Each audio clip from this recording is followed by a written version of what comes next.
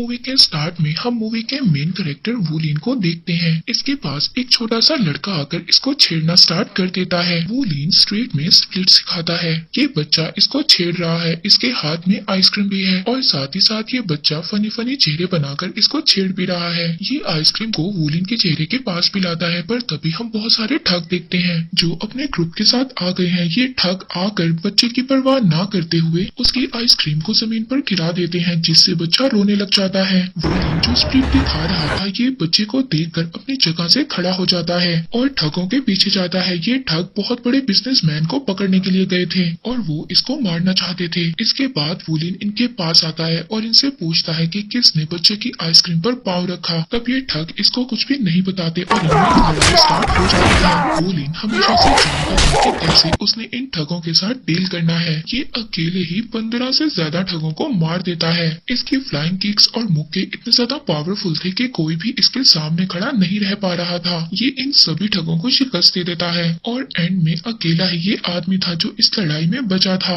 अब वो बिजनेसमैन जिसका नाम है मिस्टर ली, वो वूलिन का शुक्रिया अदा करता है कि इसने इसकी जान बचाई। मिस्टर ली इसको इनाम भी देना चाहता था। वो इनाम के लिए कुछ पैसे इसके सामने पेश करता है, मगर वूलिन इसकी रकम से इनकार करता हुआ आगे चला जाता है। वूलिन दोबारा से इस छोटे बच्चे के पास जाता है। ये बच्चा दोबारा से इसको छेड़ता है, ये कहकर कि तुम जो काम करते हो वो तो मैं भी कर सकता हूँ। मगर साथ ही बहुत सारी ब्लैक कार्ड्स जिसमें बहुत ज्यादा लोग माफिया से बिलोंग करते थे इसको आकर घेर लेते हैं। माफिया ग्रुप का लीडर इसके पास आता है और ये इसका बचपन का दोस्त निकला। नेक्स्ट सीन में हम दोनों को एक साथ देखते हैं। ये दोनों मिलकर अपनी यादें ताजा कर रहे होते हैं। वूलिन का फ्रेंड इससे पूछता है कि जो हमारे टीचर हमें कुंग-फू सिखाया करते थे वो कहाँ पर गए। ये अपने दोस्त को बताता है कि उनकी डेथ हो गई है। ये उसको उनकी अस्थियां दिखाता है। जब वूलिन के दोस्त को पता चलता है कि इसके मास्टर की डेथ हो गई है तो वो रोने लग जाता है। वूलिन के दोस्त को ये बात याद आती है कि इसने अपने मास्टर के लोहे के जूते चुराए थे और जिसकी वजह से मास्टर ने इसे छोड़ दिया था। साथ ही साथ हमें एक और गैंग का मास्टर दिखाया जाता है जिसका नाम है मिस्टर फू। मिस्टर फू अपने ही आदमी को धोखा देने पर मार डालता है। वहीं पर वूलिन के फ्रेंड के पास मिस्टर ली आता है जिसकी जान वूलिन ने बचाई थी। वो आकर वूलिन से कहता है कि मुझे अपनी बेटी के लिए बॉडीगार्ड चाहिए। अब वूलिन का दोस्त उसे कहता है कि मिस्टर ली अपनी बेटी के लिए तुम्हें बॉडीगार्ड के तौर पर रखना चाहते हैं, क्या तुम राजी हो। अब ये राजी हो जाता है। मिस्टर ली इससे प्रॉमिस लेते हैं कि किसी भी कीमत पर तुम मेरी बेटी की हिफाजत करोगे। मिस्टर ली की बेटी एक नाइट क्लब में है, वहाँ पर कुछ लोग उसको छेड़ रहे हैं। तभी मिस्टर ली वहाँ पर पहुँच जाते हैं और सभी लोगों को अपनी बेटी से दूर करते हैं। एक ठग तो इनकी बेटी को लेकर भी जा रहा था, मगर तभी वूलिन आ जाता है और इन ठगों से लड़ाई करता है। जब मिस्टर ली की बेटी को ये बात पता चलती है कि वूलिन उसका बॉडीगार्ड है तो वो उससे कहती है कि मैं तुम्हें दुगनी रकम पेश करती हूँ, तुम मेरे बॉडीगार्ड मत बनो, छोड़ दो इसको। मगर वूलिन जो कि अपने प्रिंसिपल्स पर कायम रहने वाला इंसान है वो इसको कहता है कि मुझे पैसे नहीं चाहिए बल्कि मैं अपनी ड्यूटी पूरी करूंगा। नेक्स्ट सीन में हम देखते हैं कि वूलिन उस लड़की को एक शॉपिंग मॉल में लेकर जाता है जहाँ पर उसको एक बिगड़ा हुआ लड़का मिलता है। वो लड़का किसी और लड़की के साथ बदतमीजी कर रहा था। ये लड़की जाकर उसको थप्पड़ मारती है और कहती है कि ऐसा करने के लिए मुझे वूलिन ने कहा था। अब जब ये लड़का वूलिन से पूछता है तो वो तो इनकार कर देता है। अब उस लड़के के साथ वहाँ पर और भी ज्यादा लड़के थे और अब ये सभी लड़के उस लड़की का पीछा करना स्टार्ट कर देते हैं जिसकी सेफ्टी वूलिन ने करनी है। उस लड़की का नेम है फीफी। अब ये लड़के फीफी के पीछे पड़े हुए हैं मगर वूलिन उसकी हेल्प नहीं करता। वूलिन उसकी हेल्प तब करता है जब फीफी आकर उससे माफी मांगती है। अब वूलिन उन लड़कों को डराता है और उन्हें पीछे करता है। इस तरह फीफी की जान बच जाती है। नेक्स्ट सीन में हम देखते हैं कि वूलिन फीफी के साथ रेस्टोरेंट में जाता है। फीफी यहाँ पर काफी ज्यादा एंजॉय कर रही थी मगर वूलिन आसपास की चीजों को ऑब्जर्व कर रहा था कि कहीं कोई खतरा तो नहीं है। मगर तभी इसके पास एक वेट्रेस आती है और उसको देखकर वूलिन को ये लगता है कि शायद कुछ गलत है। ये वेट्रेस को पकड़ लेता है और फीफी को इस जगह से दूर लेकर चला जाता है पर बहुत सारे ठग इन पर हमला कर देते हैं। वो इनसे लड़ता है और फीफी को बचाता है। वूलिन अकेला ही इन सबसे लड़ रहा था, इसके लिए बहुत ज्यादा मुश्किल था मगर ये हिम्मत नहीं हारता। जब ये इन सबसे लड़ रहा होता है तभी एक आदमी फीफी का हाथ पकड़कर उसको गाड़ी में ले जाता है। ये लोग इसको दूर लेकर जा रहे थे। जब वूलिन इनको देखता है तो ये इनसे लड़ता है। ये उनकी गाड़ी के पीछे भागता है और हम देखते हैं कि जब वो लोग फीफी को लेकर जा रहे थे तो ये एकदम उनकी गाड़ी के आगे आ जाता है। ये गाड़ी पर छलांग लगाता है और फीफी को बचा लेता है। अब फीफी इससे बहुत ज्यादा इम्प्रेस हो गई थी। वूलिन फीफी से पूछता है कि तुम्हारे फादर के इतने ज्यादा दुश्मन क्यों हैं और वो तुम्हें अगवा क्यों करना चाहते हैं। फीफी यहाँ पर भी आवाज थी, वो इस इसको इस बारे में कुछ भी नहीं बताती क्योंकि इसको कुछ मालूम ही नहीं था, मगर ये इसको बताती है कि इसको हमेशा से सेफ्टी की आदत है। हमेशा से जब से ये छोटी है इसके लिए बॉडीगार्ड हायर किए जाते हैं। वहाँ पर हम वूलिन के फ्रेंड को देखते हैं जो मिस्टर फू से बात कर रहा है। मिस्टर फू वूलिन के फ्रेंड को एक टारगेट देते हैं और कहते हैं कि तुम मुझे मायूस नहीं करोगे। एक्चुअली में वूलिन के फ्रेंड को ये कहा गया था कि उसको मिस्टर ली और उसकी बेटी दोनों को पकड़ना है। नेक्स्ट सीन में हम वूलिन को देखते हैं जो अपने आयरन फीट से प्रैक्टिस कर रहा है। एक्चुअली में ये स्किल्स इसको इसके मास्टर से मिली हैं। प्रैक्टिस करते हुए इसको ये बात याद आती है कि कैसे बचपन में ये अपने दोस्त के साथ भी प्रैक्टिस किया करता था।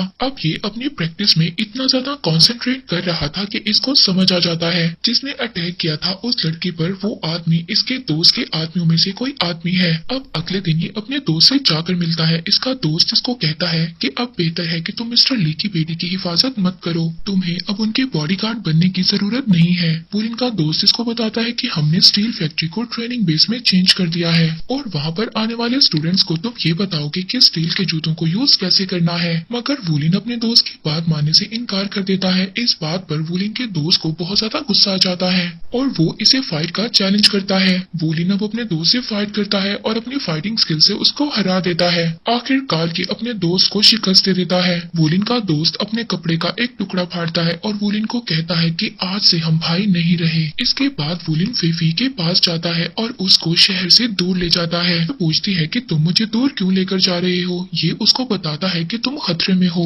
एक ताकतवर माफिया का ग्रुप है जो तुम्हारे पीछे पड़ा हुआ है। ये दोनों बहुत दूर चले जाते हैं और एक साथ वक्त गुजारते हैं। जब ये माफिया से छुप रहे होते हैं हम देखते हैं वूलिन वो भी फीफी को सिखाता है, जबकि फीफी वूलिन को कार चलाना भी सिखाती है। वूलिन फीफी को बताता है कि उसके जूते 25 kg के हैं। ये एक टेक्निक से इनके बारे में कुछ स्किल सीख रहा है जिससे कि ये इनका अच्छे से यूज कर सकेगा। तभी हम वूलिन के फ्रेंड को देखते हैं जिसको याद आ रहा था कि जब वो गलियों से कचरा खा रहा था तो मिस्टर फू ने उसकी हेल्प की, उसको अपना आदमी बना लिया। तभी हम मिस्टर फू को देखते हैं जिसने मिस्टर ली को पकड़ लिया है। एक्चुअली में मिस्टर ली और मिस्टर फू मिलकर दोनों काम किया करते थे। मिस्टर फू एक जालिम और खुदगर्ज इंसान है, उसने अपनी बीवी को खुद ही मार डाला। अब मिस्टर ली को पकड़ने के बाद ये फीफी को भी ढूंढना चाहता है। मिस्टर फू वूलिन के फ्रेंड से कहता है कि तुम्हें वूलिन को पकड़ना होगा, मगर वूलिन के फ्रेंड को ये लगता है कि अभी उसके आदमी वूलिन को पकड़ने के काबिल नहीं है और अब इसीलिए वूलिन को पकड़ने के लिए ये लोग बीड़ियों का इस्तेमाल करेंगे।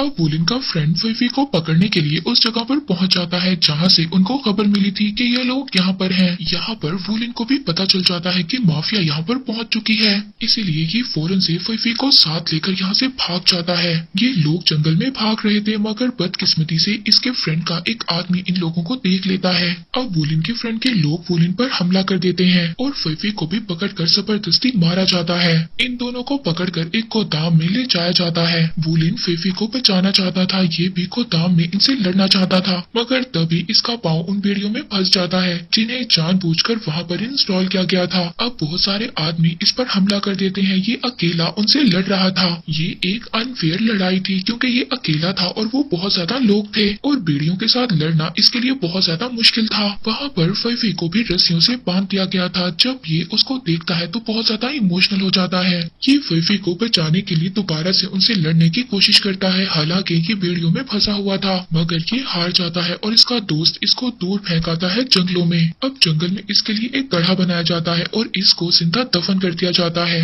अब ये लोग तो चले गए थे मगर ये अभी भी जिंदा था, पर उन्हें लगा ये मर चुका है। अब ये सीधा फीफी के घर जाता है। ये वहाँ पर अपने जूते बदलता है और अपनी शक्ल को चेंज करता है। इसके बाद सीधा ये अपने हेडक्वार्टर जाता है जहाँ पर फीफी और मिस्टर ली को पकड़ा गया है। अब जब ये वहाँ पर जाता है तो पहले ही फाइटर इसका वहाँ पर इंतजार कर रहे थे। वो अकेले सभी एक विलन की तरफ दौड़ते हैं। वूलिन अकेला होने के बावजूद उनसे लड़ता है, एक एक करके उनकी टांगे तोड़ते जा रहा है, उन सबको शिकस्त देता जा रहा है। उन सबको मारने के बाद ये हेडक्वार्टर में दाखिल होता है। वहाँ जाकर ये उस ग्रुप को ढूंढता है जिस ग्रुप ने इसको पहले हराया था। इस बार वूलिन पहले से ज्यादा पावरफुल था और ये अपनी एक एक किक से सबको मारता जा रहा था। अब ये आगे हेडक्वार्टर में बढ़ता है जहाँ पर मिस्टर ली था और इसकी बेटी फीफी भी कैद की गई थी। यहाँ पर इसको पता चलता है कि माफिया का हेड मिस्टर फू एक्चुअली में इसके फादर हैं। इसके बाद हमें फ्लैशबैक दिखाया जाता है जहाँ पर मिस्टर ली और मिस्टर फू दोनों बिजनेस पार्टनर थे, मगर मिस्टर फू ने मिस्टर ली की वाइफ को मार दिया क्योंकि वो एक पुलिस ऑफिसर थी। और साथ ही मिस्टर फू के एक फॉर्चून टेलर ने बताया था कि तुम्हारा बेटा बहुत ज्यादा ग्रेट है और इसकी फाइटिंग पावर बहुत ज्यादा तेज है। फॉर्चून टेलर ने इसको बताया था कि इसके आसपास जो भी आएगा वो मारा जाएगा। अब इसने तो फॉर्चून टेलर की बात पर यकीन किया और अपने बेटे को बहुत ज्यादा ऊंचाई से नीचे गिरा दिया। हम दोबारा प्रेजेंट में आते हैं जहाँ पर वुलिन का दोस्त इससे फाइट करने के लिए रेडी है। ये दोनों सेम टेक्निक्स का यूज कर रहे थे एक दूसरे को हराने के लिए, मगर वुलिन आखिरकार जीत जाता है और अपने फ्रेंड की लिप्स तोड़ देता है। वुलिन का दोस्त इसका दोस्त नहीं बल्कि इसका दुश्मन निकला। अब वुलिन जब उठने लगता है तो मिस्टर फू का एक असिस्टेंट इस पर शूट कर देता है। ये देखकर वुलिन असिस्टेंट की तरफ दौड़ता है, मगर गोली इसके लेफ्ट साइड पर लग जाती है। सबको ये लगता है कि इसके हार्ट में गोली लगी है और अब ये जिंदा नहीं बचेगा, मगर ये बच जाता है क्योंकि इसका हार्ट तो इसकी राइट साइड पर था। इसके बाद ये उस असिस्टेंट को भी हरा देता है और बाद में अपने फादर को जाकर पकड़ लेता है। ये उनको मारना चाहता था, उन पर अटैक करना चाहता था, मगर कैसे कि अपने फादर को ही मार दे। इसके बाद हम कुछ माह के बाद का सीन देखते हैं जहाँ पर हमें पता चलता है कि मिस्टर ली की डेथ हो गई उनके 4 स्टेज कैंसर की वजह से। नेक्स्ट सीन में हम वुलिन को देखते हैं जो कि क्लिफ के टॉप पर खड़ा अपने मास्टर की अस्थियां गिरा रहा है। और अब मूवी की स्टार्टिंग में हम एक डिलीवरी बॉय को देखते हैं जिसका नाम होता है टैंक, जो उस टाइम अपने ट्रक से सामान डिलीवर करने जा रहा होता है। लेकिन तभी हम देखते हैं कि स्पेस से कुछ मिट्योर जमीन की तरफ आ रहे हैं। उधर टैंक का ट्रक बीच रास्ते में ही खराब हो जाता है, लेकिन तभी वो मिट्योर उसके ट्रक से आकर टकरा जाते हैं जिससे उसका ट्रक पलट जाता है और टैंक भी इंजर्ड होकर वहीं पर ही गिर जाता है। अब टैंक इतनी बुरी तरह से गिरा था कि वो भी होश हो जाता है, लेकिन तभी हम देखते हैं कि उस मिट्योर में से एक क्रिएचर बाहर निकलता है जो बाद में एक एलियन बॉल में कन्वर्ट होकर सारी चीजों को स्कैन करने लगता है। वो एलियन टैंक के टूटे हुए ट्रक को स्कैन करने लगता है जिससे वो ट्रक ठीक हो जाता है बिल्कुल। इसके बाद वो स्कैन करता है टैंक को, लेकिन यहाँ हम देखते हैं कि टैंक का भी काफी खून निकल रहा है। वो एलियन उसके खून को अब्सॉर्ब करके उसे भी बिल्कुल ठीक कर देता है। बाद में वो उसके टूटे हुए लैपटॉप को भी स्कैन करके उसे भी फिक्स कर देता है। ऐसा करने के बाद वो एलियन लैपटॉप की स्क्रीन में चला जाता है। इसके बाद सीन यहाँ पर कट हो जाता है और नेक्स्ट डे सारे न्यूज चैनल पर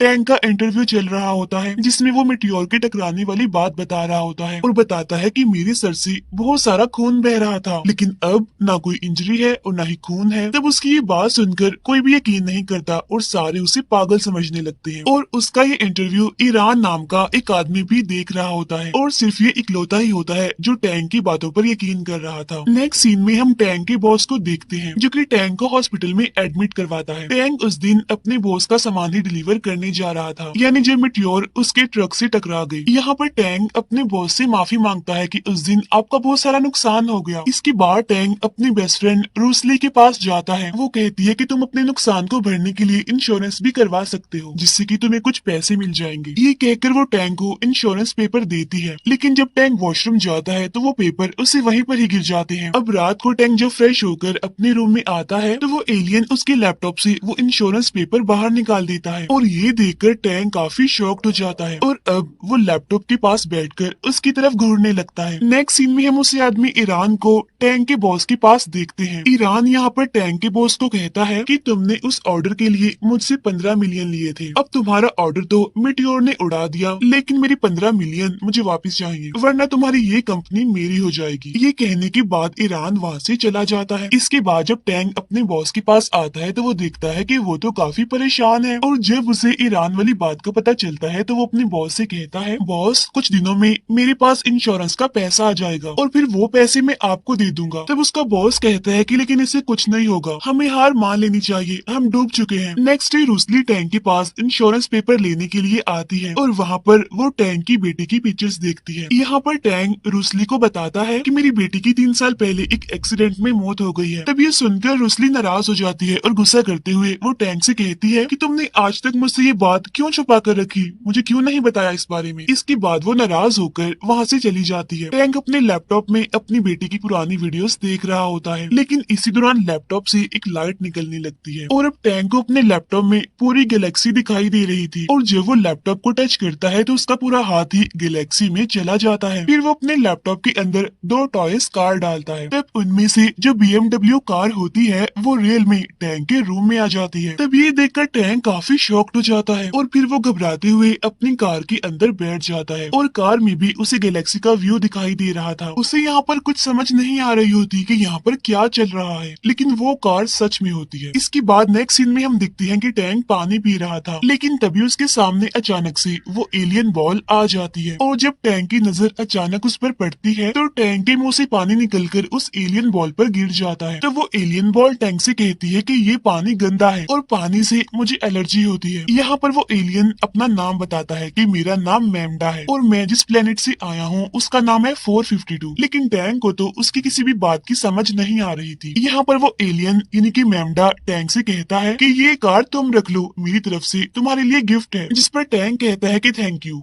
मुझे कोई गिफ्ट नहीं चाहिए और मेरे घर से चले जाओ। जिस पर मैमडा कहता है कि ठीक है, लेकिन मैं किसी को नुकसान पहुंचाने नहीं आया हूँ, मैं बहुत जल्द चला जाऊंगा, मैं बस इंसानी बॉडी को स्कैन करने आया हूँ और जब तक तुम्हारी तौर तरीके, रहन सहन, उठना बैठना नहीं सीख जाता मैं यहाँ से नहीं जाने वाला। लेकिन टैंक तो उसकी वजह से काफी परेशान था, इसीलिए वो उसे रैकेट से मारने लगता है। इसके बाद रूसली टैंक के घर वापिस आती है उससे सॉरी बोलने के लिए अपने बिहेवियर पर, जहाँ टैंक रूसली को भी उस एलियन यानी मैमडा के बारे में बताता है। लेकिन यहाँ पर रूसली उसकी बातों का यकीन नहीं करती। फिर टैंक रूसली को वही कार दिखाता है जो कि उस टाइम रियल फॉर्म में नहीं होती बल्कि प्लास्टिक फॉर्म में होती है और उसके अंदर जाते ही रूसली को भी गैलेक्सी दिखाई देने लगती है और बाद में वो कार भी रियल कार बन जाती है। और अब रूसली को भी टैंक की बातों पर यकीन होने लगता है, इसीलिए वो एक्साइटेड होते हुए लैपटॉप से कहती है कि प्लीज मुझे भी एक गिफ्ट दे दो और गिफ्ट में मुझे कोई कार नहीं बल्कि एक शॉप चाहिए। फिर नेक्स्ट डे जब टैंक जागता है तो वो दिखता है कि सच में रूसली की एक शॉप बन गई है और वो रूसली से कहता है कि ये दुकान तुम्हारी नहीं है, हम नहीं जानते कि वो क्रिएचर, वो एलियन अच्छा है या फिर बुरा है, हम उस पर यकीन कैसे कर सकते हैं, इसीलिए मेरी बात मानो, तुम इस शॉप को छोड़ दो। लेकिन टैंक की ये बातें सुनकर रूसली उस पर गुस्सा करने लगती है और उसे वहाँ से जाने के लिए कहती है। तब टैंक वहाँ से निकलकर अपने रूम में आ जाता है और लैपटॉप को देखकर उसके अंदर मैमडा पर गुस्सा करने लगता है, उस पर चिल्लाने लगता है और उससे कहता है कि बस कर दो ये सब कुछ, अगर तुम ऐसी हरकतें करती रही तो मैं जेल चला जाऊंगा, क्योंकि मेरी इतनी इनकम नहीं है कि मैं BMW कार ले सकूं जो तुमने मुझे दी है। लेकिन उसकी बातों पर मैमडा कोई भी रिस्पॉन्स नहीं करता, इसीलिए टैंक को इतना गुस्सा आता है कि वो अपना लैपटॉप ही तोड़ देता है और तब मैमडा इनविजिबल होकर उसके पीछे से आकर विजिबल हो जाता है, जहाँ टैंक उससे कहता है कि तुम मेरे घर से फौरन निकलो। वो मैमडा को विंडो के पास लाकर उस पर पानी डाल देता है, जहाँ पर बाद में मैमडा भी उस पर इलेक्ट्रिक शॉक के छोटे छोटे अटैक करता है और ऐसा करके वो उसे काफी परेशान करता है। तब इन सबसे तंग आकर टैंक मैमडा से कहता है, अच्छा मेरी बात सुनो, मैं कॉम्प्रोमाइज करने के लिए रेडी हूँ, यानी कि अब से हम दोनों फ्रेंड्स हैं। और इसीलिए टैंक मैमडा के साथ बाहर घूमने जाता है, जहाँ टैंक चालाकी से मैमडा को एक बोतल में बंद करके उसे पानी में फेंक देता है। बाद में वो अपनी साइकिल पर बैठकर खुश होकर वहाँ से जाने लगता है कि थैंक गॉड फाइनली मेरी उस मैमडा से जान छूट गई। अभी टैंक साइकिल से जा ही रहा होता है, लेकिन तभी अचानक से सामने उसकी मैमडा आ जाता है। अब यहाँ पर मैमडा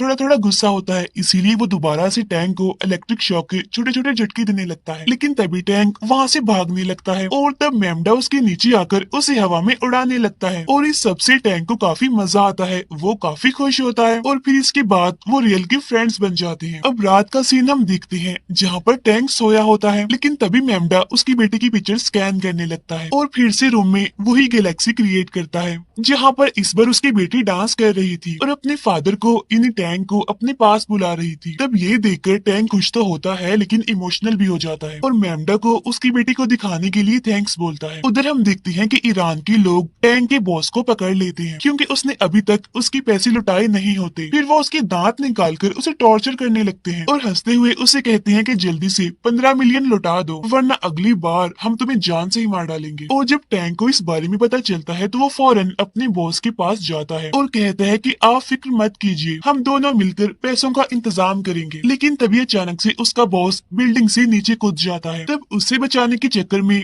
टैंक भी बिल्डिंग से नीचे गिरने लगता है, लेकिन तभी वहाँ पर मैमडा भी आ जाता है और उन दोनों को वो बचाने के लिए पतले से प्लास्टिक फॉर्म में बदल देता है, जिसकी वजह से अब वो दोनों जमीन पर गिरते नहीं हैं बल्कि आराम आराम से फ्लाई करते हुए जमीन पर आ रहे थे। और जब वो दोनों जमीन पर आते हैं तो मैमडा उन दोनों को ओरिजिनल फॉर्म में बदल देता है। ये सब देखकर टैंक के बॉस के होश उड़ जाते हैं, उसे समझ नहीं आ रही थी कि अभी अभी उनके साथ क्या हुआ। जहाँ पर अब टैंक उसे मैमडा के बारे में बताता है। टैंक का बॉस मैमडा से दोस्ती करने के लिए हाथ भी बढ़ाता है और उसके साथ सेल्फी भी लेता है। जहाँ बाद में टैंग रूसली से मिलने जाता है, जहाँ रूसली उससे कहती है कि तुम्हारी वाइफ तुम्हें चीट करके किसी और आदमी के साथ चली गई है और मेरे हस्बैंड ने भी यही किया है, वो भी किसी और के साथ चला गया है, तो क्यों ना हम दोनों एक होकर शादी कर लें और बाद में एक फैमिली बनाएं। अभी वो दोनों ये बातें कर ही रहे थे कि तभी वहाँ पर मेमडा आ जाता है और कहता है कि तुम्हें ये सारी बातें करने के लिए रूम में जाना चाहिए, ना कि यहाँ पर खड़े होकर ये सब कुछ करना चाहिए। तो वो दोनों ये देखकर शॉप के अंदर भाग जाते हैं। उधर हम देखते हैं ईरान को, जो टैंक के बॉस के पास जाता है और उसे मेमडा की पिक्चर्स दिखाता है। यहाँ पर ईरान उससे कहता है कि चलो एक डील कर लेते हैं, तो मुझे वो एलियन लाकर दो जिसके बदले में मैं तुम्हारी जान बख्श दूंगा। फिर टैंक को आता हुआ देखकर उसका बॉस सुसाइड का ड्रामा करने लगता है। तब ये देखकर टैंक उसे बचाने लगता है। तब यहाँ पर उसका बॉस उसे कहता है कि छोड़ दो मुझे, मरने दो मुझे, क्योंकि अगर मैं जिंदा बचा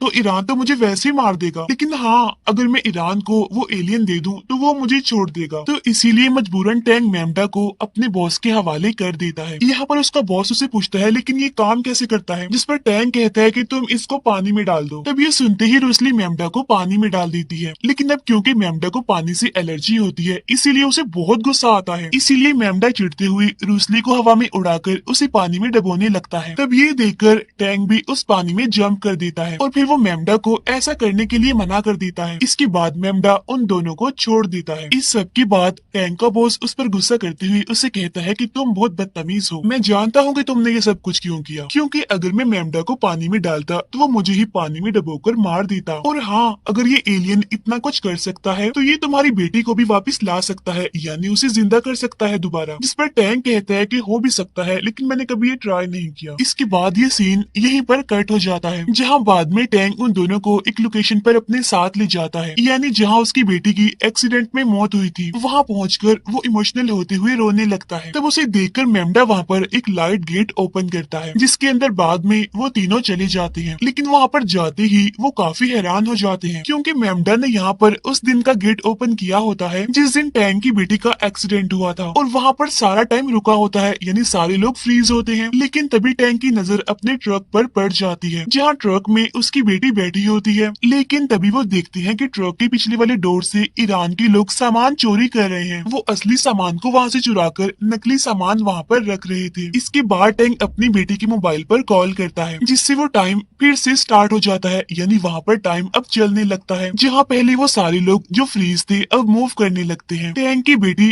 ट्रक से उतरती है, जहाँ टैंक उसे पकड़ने लगता है, लेकिन वो उसके हाथ नहीं आती, क्योंकि ये दूसरी दुनिया थी और ये तीनों लाइट गेट से यहाँ पर आए थे। यहाँ पर टैंक की बेटी भी अपने फादर को नहीं देख पाती और ईरान की एक आदमी के पास जाकर उसकी पिक्चर्स बनाने लगती है। अब पिक्चर बनाने के बाद जैसे ही वो भागने लगती है तो वहाँ एक कार आकर उसे हिट कर देती है और उसे हवा में उड़ा देती है, और ये सीन यहीं पर कट हो जाता है, जहाँ बाद में हम टैंक और मेमडा को रियल टाइम में देखते हैं। यहाँ पर टैंक मेमडा से काफी खुश होता है और उसे थैंक्स कहता है और उससे कहता है कि मैं अपनी बेटी को दोबारा देखना चाहता था और ये सिर्फ तुम्हारी वजह से ही पॉसिबल हुआ और मैंने अपनी बेटी को दोबारा देख लिया। और तभी टैंक के पास ईरान की कॉल आती है और वो उससे कहता है कि अगर तुम्हें तुम्हारा बॉस और रूसली जिंदा और सही सलामत चाहिए तो उस एलियन यानी मेमडा को मेरे हवाले कर दो। तब ये सुनते ही टैंक ईरान के पास पहुंच जाता है, जहाँ ईरान उससे कहता है कि वो एलियन मेमडा मुझे दे दो और उसके बदले में इन दोनों को ले जाओ। तब टैंक ऐसा ही करता है और उस एलियन यानी मेमडा को वो ईरान के हवाले कर देता है। इसके बाद वो वहाँ से जाने लगता है। तब ईरान उसे कहता है कि सुनो ये तो बता दो कि ये काम कैसे करता है। तब यहाँ पर टैंक एक ट्रिक करता है और कहता है कि तुम बस इसे पानी में डालो और फिर ये काम करने लगेगा। तब उसकी ये बात सुनकर ईरान को उस पर शक होने लगता है, इसीलिए वो खुद उस एलियन को पानी में नहीं डालता बल्कि अपने एक आदमी को उस एलियन मेमडा को पानी में डालने के लिए कहता है। अब जैसे ईरान का आदमी मेमडा को पानी में डालता है, मेमडा रूसली की तरह उस आदमी को भी हवा में उड़ाकर पानी में डबोने लगता है। वो उसे काफी देर तक पानी में डबोता रहता है और उसे जान से मार डालता है। इसके बाद ईरान टैंक को उसका इंटरव्यू दिखाता है, वो इंटरव्यू जिसे हमने मूवी के स्टार्ट में भी देखा था। वो टैंक से कहता है कि तुमने अपने इंटरव्यू में बताया था ना कि तुम्हारा खून निकल रहा था और फिर बाद में तुम्हारी इंजरी ठीक हो गई थी, तुम्हें कोई खून नहीं निकल रहा था, यानी कि तुम उठने के बाद बिल्कुल नॉर्मल हो गए थे। ये कहने के बाद ईरान अपने खून की एक बोतल निकालता है और उसे बताता है कि एलियन ने असल में तुम्हारा खून पिया था, इसीलिए वो तुम्हारा है, तुम्हें अपना समझता है और अब ये एलियन मेरा खून पिएगा, जिसके बाद ये मेरा हो जाएगा और मुझे ही अपना समझेगा। ये कहते ही ईरान मेमडा को अपने खून की बोतल में डाल देता है और जब मेमडा खून की बोतल से बाहर निकलता है तो यहाँ पर वो ईरान के के सामने झुक जाता है, जहाँ ईरान काफी खुश होता है और जोर जोर से हंसने लगता है। फिर वो एक गोल्फ बॉल की तरह मेमडा को जमीन पर रखता है और मेमडा को गोल्फ स्टिक से मारता है, जहाँ मेमडा वहाँ पर रखे हुए सारे सामान को तोड़कर वापिस से ईरान के पास आ जाता है और वो मेमडा को जमीन पर रखकर रूसली पर निशाना लगाने लगता है और उसे स्टिक से मारता है। जहाँ अब मेमडा तेजी से रूसली की तरफ बढ़ रहा था, लेकिन तभी उसे बचाने के लिए टैंक उसके सामने आ जाता है और मेमडा टैंक के मुंह में चला जाता है और टैंक भी उसे निगल लेता है। ऐसा करने के बाद टैंक जमीन पर गिर जाता है, जहाँ ईरान उसे मेमडा को बाहर निकलने के लिए कहता है। लेकिन तभी हम देखते हैं कि यहाँ पर अब टैंक की बॉडी का साइज आहिस्ता आहिस्ता चेंज हो रहा है, यानी उसकी बॉडी का साइज अब बढ़ता जा रहा है। उसका हाथ तो बहुत ही बड़ा हो जाता है और अजीब से एलियन क्रिएचर के हाथ जैसा दिखने लगता है और फिर देखते ही देखते टैंक एक काफी बड़े मेमडा में चेंज हो जाता है, जहाँ बाद में वो दोबारा ट्रांसफॉर्म होकर एक बहुत बड़े एलियन में बदल जाता है। ये सब कुछ देखकर वहाँ पर वो सारे लोग इतना डर जाते हैं कि वहाँ से भागने लगते हैं, जहाँ पर बिग मेमडा उन सभी को छोटी छोटी एलियन बॉल से मारने लगता है, जहाँ बाद में वो उन्हें भी प्लास्टिक फॉर्म की बारीक लेयर में बदल देता है। उधर रूसली बिग मेमडा को देखते हुए उसे पूछती है कि तुम टैंक हो ना, और वो रूसली के गले पर नाइफ रखकर कहता है, टैंक अगर तुम चाहते हो कि रूसली की जान बच जाए तो फौरन बाहर आ जाओ, वरना तो मैं तुम्हारी रूसली को मार दूंगा। जी हाँ, बाद में बिग मेमडा उसे भी प्लास्टिक फॉर्म में बदलकर मार डालता है। रूसली दोबारा से बिग मेमडा से कहती है कि अगर तुम सच में टैंक हो तो फौरन बाहर आओ। जी हाँ, अब बिग मेमडा अपने अंदर एक काफी बड़ा होल बना देता है, जहाँ वो रूसली को दिखाने के लिए एक गैलेक्सी का गेट खोलता है, जहाँ रूसली उस गैलेक्सी में टैंक को देखती है, जो कि उस टाइम बेहोश होता है। यहाँ पर रूसली उसे पकड़ने की कोशिश करती है, लेकिन टैंक गैलेक्सी में काफी दूर चला जाता है। तब ये देखकर रूसली रोने लगती है और कहती है कि मैंने तुम्हें कहा था कि हम दोनों एक होकर शादी कर लेते हैं और अपनी फैमिली बनाते हैं, लेकिन तुमने ऐसा नहीं किया, तो अब मैं तुम्हारे बगैर क्या करूंगी। इसके बाद टैंक गैलेक्सी से बाहर आ जाता है, जहाँ बिग मेमडा एक गैलेक्सी में बदल जाता है और उस गैलेक्सी को देखकर वो दोनों काफी शॉक्ड हो जाते हैं। फिर नेक्स्ट सीन में हमें गैलेक्सी पर फोकस करते हुए